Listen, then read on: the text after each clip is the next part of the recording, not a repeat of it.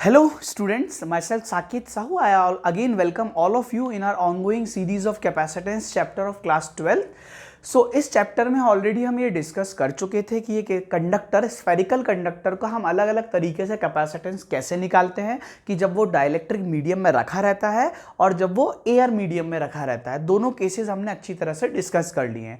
अब हमारा जो नेक्स्ट पार्ट है वो ये डिस्कस करने का है कि एक स्फेरिकल शेल कैपेसिटर का कैपेसिटेंस क्या होता है। मतलब एक स्फेरिकल शेल कैपेसिटर जो मैंने यहाँ पर बनाया हुआ है, एक कंसेंट्रिक स्फीयर्स हैं, एक कंडक्टर ये है, एक कंडक्टर ये है, इनकी दोनों की एक्सिस सेंट्रल एक्सिस सेम है। इस टाइप का कैपेसिटर को हम बोलते हैं स्फेरिकल शेल कैपेसिटर, क्योंकि इसका एक आउटर कंडक्टर भी है और एक इसका इनर कंडक्टर भी है। ओके, नाउ अब ये शेल कैसे कैपेसिटेंस बनाएगा या डेवलप करेगा, मतलब ये अपने अंदर इलेक्ट्रिकल फील्ड एनर्जी कैसे स्टोर करेगा। यहाँ पर आगे बढ़ने से पहले मैं आप लोगों को बता देना चाहता हूँ कि मैंने ऑलरेडी आपको नोटिस कराया हुआ है कि कैपेसिटर के अंदर नेट चार्ज तो फिर भी जीरो होता ही है हमेशा। मतलब कैपेसिटर कभी भी चार्ज स्टोर नहीं करता है, वो हमेशा इलेक्ट्रिकल फील्ड एनर्जी या इलेक्ट्रोस्टैटिक एनर्जी स्टोर करने के काम आता है। अब ये जो शेल कैपेसिटर है हम कैसे समझेंगे इसका कैपेसिटेंस निकालने को। अब देखिए, हमने इनिशियली क्या पढ़ा था। अब इसमें इसी सीरीज में जो स्फेरिकल कंडक्टर था, मैं आपको याद दिलाना चाहूँगा मैंने क्या करा था कि ये जो कंडक्टर था, इस कंडक्टर की चार्ज स्टोरिंग कैपेसिटी कैसे निकाली थी बच्चों। इसको ऐसे निकाला था कि हमने क्या करा था, इन्फिनिटी से लाके चार्ज इस पे डाला था और इसको एक चार्ज किया था अच्छी तरह से, और चार्ज करने के बाद मैंने आपको बोला था कि इसका जो कुछ भी कैपेसिटेंस होगा वो उसके पेरेंट फॉर्मूले में इजीली रखा जाएगा। मतलब जो भी चार्ज आपने ट्रांसफर किया है और ट्रांसफर करने के बाद वो हो जाएगा सी कैपेसिटेंस, मतलब charge energy storing capacity of this conductor multiplied by potential. अब एक और बात यहाँ पर जो ध्यान ये रखना है कि पोटेंशियल क्या है। यहाँ पोटेंशियल एब्सोल्यूट पोटेंशियल नहीं है, मतलब किसी पर्टिकुलर पॉइंट का पोटेंशियल नहीं है, बल्कि ये जो पोटेंशियल होता है वो होता है इस स्फीयर का पोटेंशियल माइनस वी इन्फिनिटी का पोटेंशियल। देखो, हम जब भी पोटेंशियल की बात करते हैं हमेशा डिफरेंस की बात करते हैं। एक पॉइंट की सर आपने तो एक पॉइंट की पोटेंशियल की भी बात कई बार करी हुई है, बट वो एक पॉइंट का जो पोटेंशियल होता है वो automatically by default with respect to infinity होता है, और इन्फिनिटी का पोटेंशियल हमेशा जीरो होता है। इसीलिए वो ऑटोमेटिकली डिफरेंस एक सिंगल पॉइंट का पोटेंशियल बन जाता है। इसका मतलब क्या है कि अगर v इन्फिनिटी जीरो है तो ऑटोमेटिकली q ट्रांसफर बराबर हो जाएगा c इंटू वी प्लस, मतलब इस स्फीयर का पोटेंशियल। इसलिए हम इसको डायरेक्टली ऐसे लिख देते थे कि c इंटू वी या स्फीयर, ऐसे ही लिखते थे।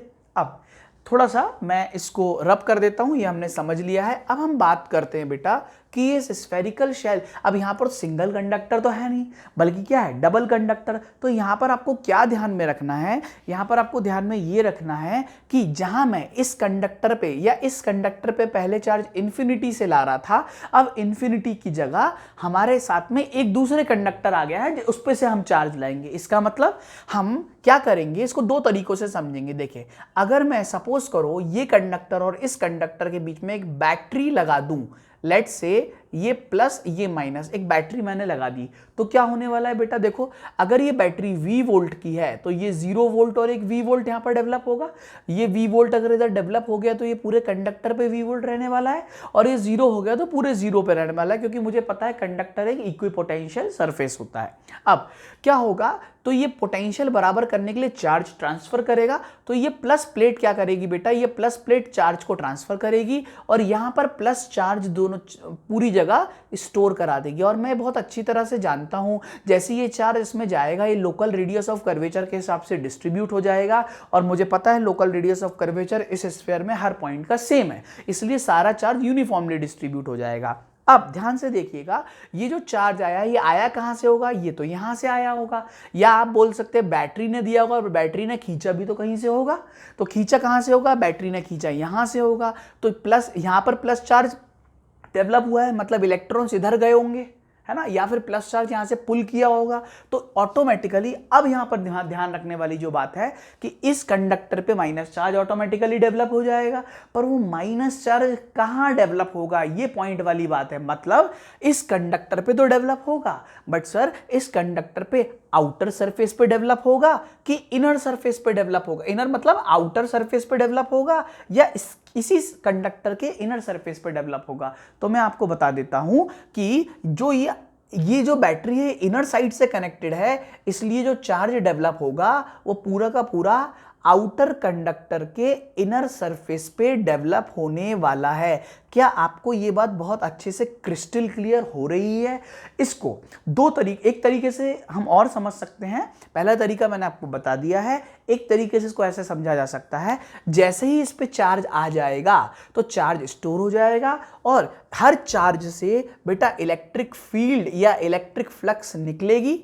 तो जैसे ही इलेक्ट्रिक फ्लक्स ये निकलेगी, ये इलेक्ट्रिक फ्लक्स जहां पर एंड करती है वहां पर क्या डेवलप हो जाता है? ऑटोमेटिकली नेगेटिव डेवलप हो जाता है, क्योंकि फ्लक्स निकलती है प्लस से और फ्लक्स एंड होती है नेगेटिव पे। तो हम इसको ऐसे भी समझ सकते हैं, तो फ्लक्स यहां से ओरिजिनेट होगी और एंड यहां पर हो जाएगी। This is very very important. मतलब इसके अंदर आउटर सरफेस से हमें कोई लेना देना अभी हाल फिलहाल नहीं है, ठीक है। और इसको किस तरीके से समझ सकते हैं? हम बार बार ये बैटरी नहीं लगाएंगे। हम क्या सीखेंगे? हम इस तरीके से डेवलपमेंट करेंगे कि मैं ये 2 मिनट के लिए इसको रब कर देता हूं और मैं डायरेक्टली आपको इस बात को बोल दूंगा कि जैसे मान लीजिए इसको मैंने हटा दिया, अब देखते हैं इसको दोबारा। ये आपका स्फीयर मैंने फिर से ड्रॉ कर दिया है। अब देखिए ध्यान से बेटा, अब मैं डायरेक्टली इसमें बैटरी नहीं लगा रहा हूं। अब मैं डायरेक्टली एक सिंपल सी बात, एक सिंपल सी बात मैं आपको बोल देता हूं। क्या बोल देता हूं कि लेट्स से सपोज करिए कि मैंने जो आउटर सरफेस है, आउटर सरफेस कौन सा है? आउटर कंडक्टर कौन सा है? आउटर कंडक्टर ये वाला कंडक्टर है। अब मैं बोल रहा हूं कि मैंने क्या करा, ये आउटर जो कंडक्टर है ना, इस आउटर कंडक्टर से मैंने चार्ज लिया और देखो यहां से चार्ज लिया और यहां डाला। This is very very important. ये सीखना बहुत जरूरी है। आप अगर ये टेक्निक सीख गए कि आप यहां से चार्ज लेके यहां डाल रहे हो तो आप हर जगह इसको यूज कर सकते हो। बहुत ईजी सी बात है। तो आप देखिए ध्यान से, मैं बोल रहा हूं यहां पर आपने बेसिकली जो चार्ज लिया और चार्ज ट्रांसफर कितना किया, तो यहां पर मैं TRANS लिख देता हूं। तो आपने क्या करा, आउटर जो कंडक्टर था, इस आउटर कंडक्टर के इनर जो सरफेस है, जो आउटर कंडक्टर का इनर जो सरफेस है, वहां से आपने कुछ चार्ज उठाया और चार्ज उठा के इनर कंडक्टर के आउटर सरफेस पे पुट कर दिया। समझ आ रहा है आपको? मतलब यहां से जब आप चार्ज उठाएंगे वो पूरा का पूरा चार्ज कहां पर आ जाएगा? इनर सरफेस के इनर कंडक्टर के आउटर सरफेस पे आ जाएगा। तो जैसे ही हम इसको मैनेज करेंगे तो डायरेक्टली क्या बोल सकते हैं हम कि भाई यहां से चार्ज निकाला, Q निकाला, मतलब +Q चार्ज निकाला और इस पे स्टोर करा, तो ऑटोमेटिकली यहां पर क्या स्टोर हो जाएगा? यहां पर प्लस चार्ज स्टोर हो जाएगा और यहां पर क्या हो जाएगा? ऑटोमेटिकली माइनस चार्ज स्टोर हो जाएगा। अब देखो बेटा, मैंने आपको अभी बताया था कि जैसे ये प्लस माइनस आ जाएगा, अभी भी नेट चार्ज कितना है? देखो बताओ, Q नेट कितना है? Q नेट तो अभी भी 0 है।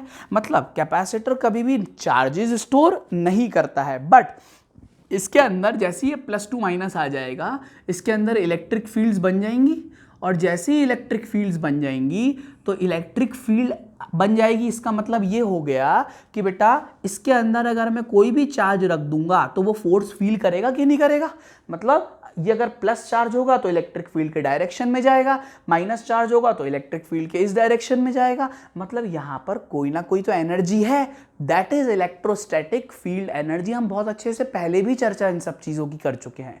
तो दैट मीन्स अब ये जो सिस्टम है, ये जो स्फेरिकल कंडक्टर का ये एन्यूलर रीजन है, इस रीजन को कौन सा रीजन हम बोलते हैं? This is annular region. तो इस स्फेरिकल कंडक्टर का ये जो एन्यूलर रीजन है, इस एन्यूलर रीजन में अब हमें समझ में आ गया है कि नेट चार्ज तो 0 है but electrostatic field energy stored है और इसी एनर्जी को हम यूज करेंगे और जिस एक्सटेंट तक हम इसका यूज कर सकते हैं वही तो होता है कैपेसिटेंस। ठीक है, अब देखिए, अब हमें निकालना है वही कैपेसिटेंस जो अभी हमने डिस्कस करा। तो इसका कैपेसिटेंस निकालने के लिए जो तरीका आपको अपनाना है वो ये अपनाना है, और हम इसका पहले भी डिस्कशन कर चुके हैं अपने सेकेंड लेक्चर में जब हमने पेयर ऑफ कंडक्टर लिया था। कैसे अपनाना है, क्या तरीका अपनाना है, मैं फिर से आपको बता देता हूं।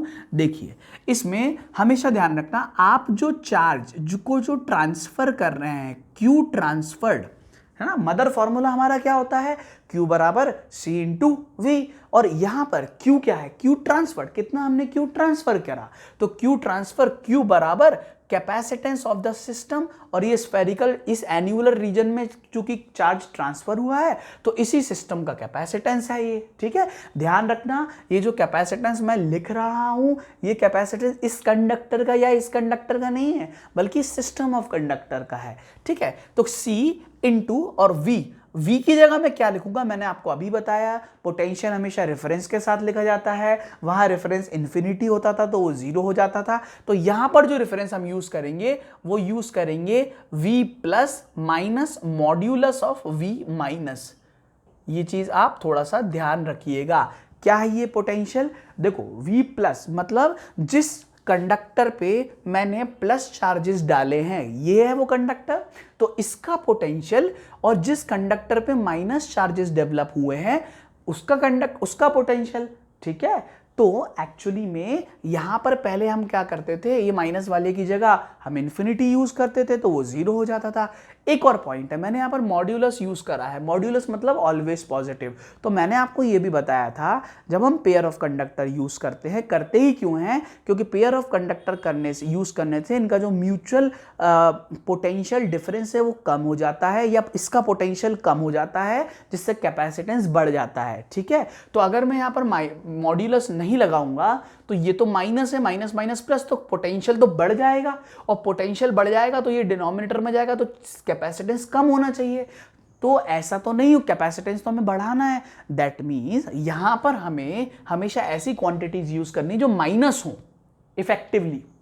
ठीक है, इसलिए हमने यहां पर क्या यूज करा है बेटा, मॉड्यूलस यूज करा है। दूसरी इंपॉर्टेंट चीज दिस इज, अगर आपने इसको सीख लिया, कभी भी आपके सामने कोई भी पेयर ऑफ कंडक्टर आए, आपको ये चीज हमेशा ध्यान रखनी है कि आपको उस पेयर ऑफ कंडक्टर में चार्ज को ट्रांसफर करना है।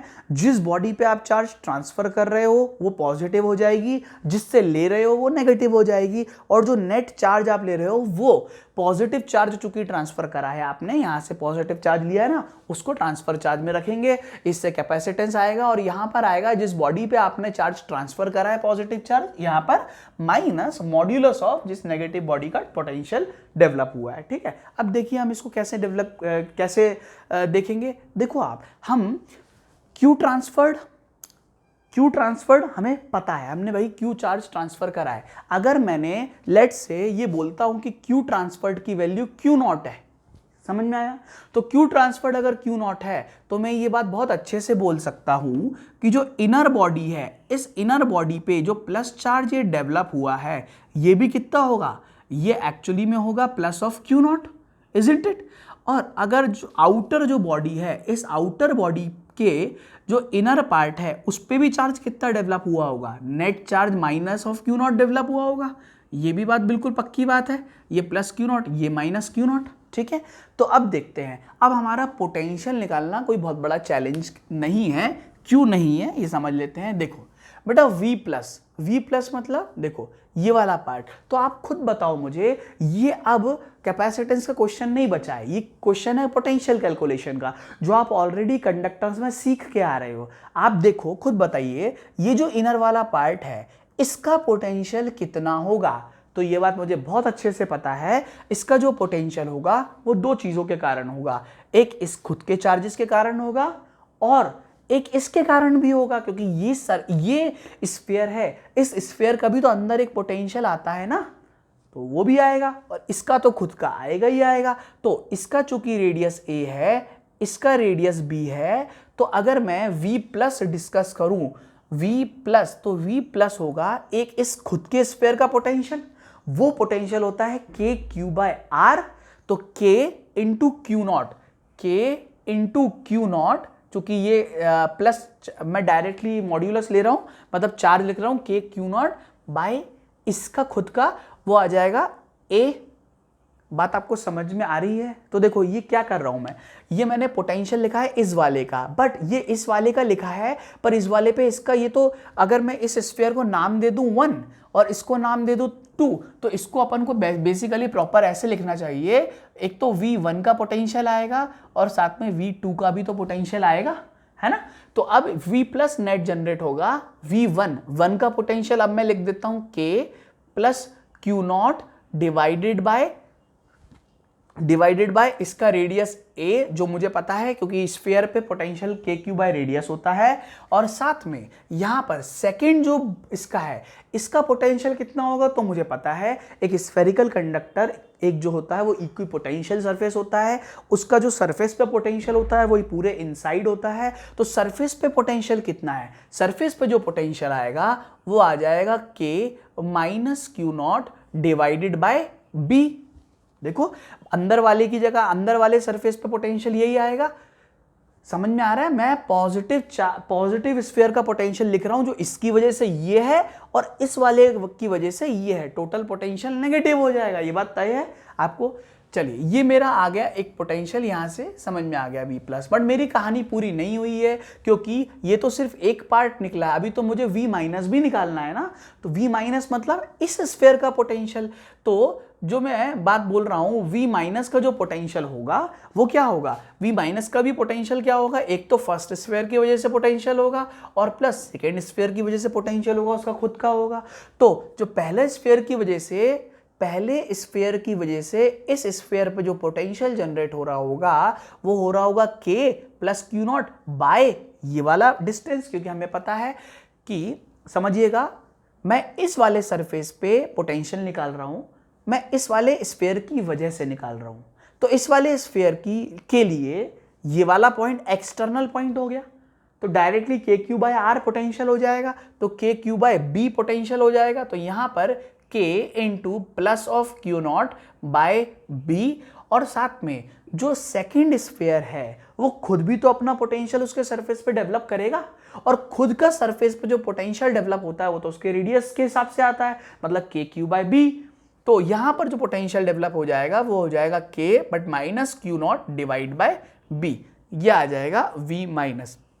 क्या आपको ये बात समझ में आई? अब आप खुद देखिए, ये जो पोटेंशियल है ये तो नेट जीरो हो रहा है, तो बेटा ये नेट जीरो हो जाएगा तो मतलब ऑटोमेटिकली ये वाली चीज जीरो हो जाएगी और ये वाली चीज जीरो हो जाएगी। दैट मीन अब हम बोल सकते हैं कि सर जो Q ट्रांसफर जिसको हमने बोला Q नॉट, मैं आपको एक बात बता देता हूं, यहां पर एक और कंफ्यूजन होता है कि सर Q ट्रांसफर्ड में क्या लेंगे, प्लस Q नॉट लेंगे माइनस Q नॉट लेंगे, क्योंकि इधर तो माइनस भी है प्लस भी है। पर आपको बच्चों ध्यान दिला दूं, मैंने ट्रांसफर तो प्लस Q नॉट ही करा है ना, तभी तो प्लस इधर स्टोर्ड हुआ ऑटोमेटिकली, माइनस इधर स्टोर्ड हुआ। तो ट्रांसफर्ड चार्ज हमेशा पॉजिटिव लेना है, तो Q नॉट हो जाएगा ये plus Q not which is equal to इस सिस्टम का capacitance V plus minus V minus, तो V माइनस जीरो हो गया है ऑटोमेटिकली, तो ये चीज जीरो हो गई है और इस चीज को मैं लिख देता हूं जो हो जाएगा KQ by A minus Q not by B।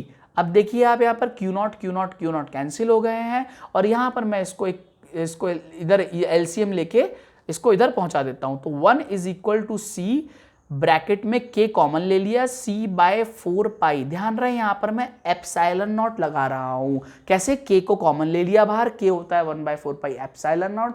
मैंने एप्सिलॉन नॉट इसलिए लगाया है क्योंकि ध्यान रहे जिस रीजन में कैपेसिटेंस डेवलप हो रहा है ये एनुलर रीजन, इसके अंदर जो मीडियम है, ये मीडियम कौन सा है, ये मीडियम एयर है। अगर ये मीडियम बदल जाता तो आपका ये कैपेसिटेंस यहां पर एप्सिलॉन नॉट की जगह उसका डाइलेक्ट्रिक कांस्टेंट आता। ये बात क्लियर हो रही है?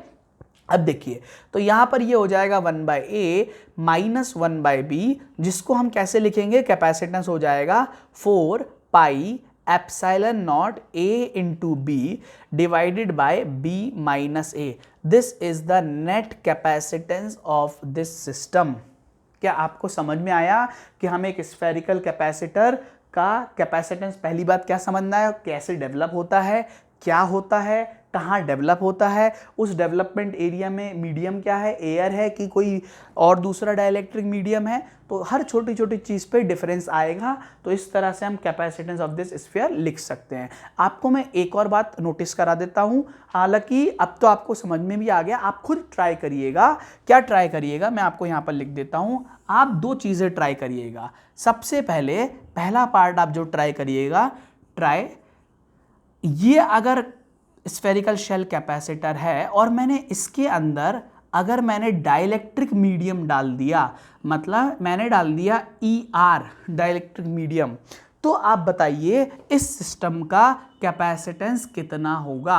और दूसरा पार्ट, अगर मैंने यही सिस्टम लिया और बेटा इस सिस्टम में दो डाइलेक्ट्रिक्स डाल दिए, लेट्स से ये जो सिस्टम है इसके अंदर यहाँ पर इस जगह मैंने एक अलग डाइलेक्ट्रिक डाला है और इसके बाहर जो मैंने डाला है वो एक अलग डाइलेक्ट्रिक मीडियम डाला है, तो ये दो डाइलेक्ट्रिक मीडियम्स हो गए हैं। अब मैंने बोला कि ये जो डाइलेक्ट्रिक मीडियम है इसको बोलते हैं ER2 और ये जो डाइलेक्ट्रिक मीडियम है इसको बोलते हैं ER1। अब आपको रेडियसिस वही लेना है, this is A and this is B, similarly A और दिस इज B।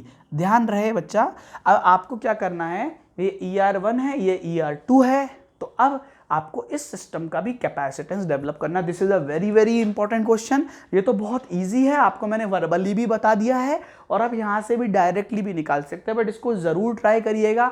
ये सिमिलर टू दैट क्वेश्चन है जो मैंने इसके जस्ट पहले वाले लेक्चर में कराया था, जब एक कंडक्टर दो डिफरेंट मीडियम्स में रखा हुआ था, बाहर एक स्फेरिकल डाइलेक्ट्रिक था और उसके बाहर पूरी इनफाइनाइट एयर थी।